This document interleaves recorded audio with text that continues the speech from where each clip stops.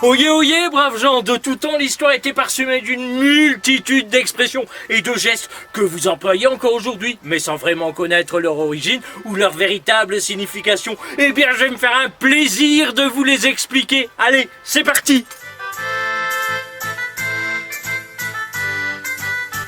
Aujourd'hui, nous allons voir une expression qui nous fait faire une marche circulaire autour d'un récipient. Et c'est tourner autour du pot.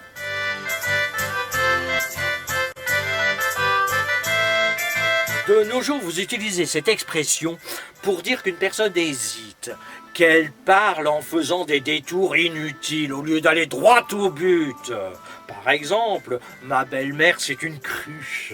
Elle est sourde comme un pot, mais surtout, elle chante comme une casserole. Alors, pour mettre fin à sa carrière de chanteuse, j'ai longtemps tourné autour du pot. Mais d'où vient cette expression ?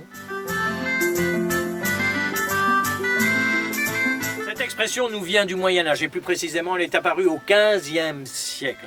À cette époque, le pot désignait une grosse marmite servant à cuire les repas de la famille. En ces temps-là, il y avait de grandes famines, si bien qu'on tournait autour du pot pour chaparder quelque chose à manger. Au XIXe siècle, cette expression quitta les cuisines pour exprimer tout ce qui pourrait être pris par un moyen détourné. Puis, avec le temps, elle signifia employer des moyens indirects pour obtenir ou dire quelque chose. Voilà d'où vient cette expression.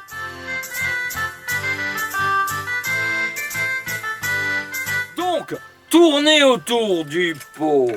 Ce n'est pas aller au but directement, c'est comme les politiques qui nous prennent pour des cruches en nous faisant croire qu'avec eux on aura du pot.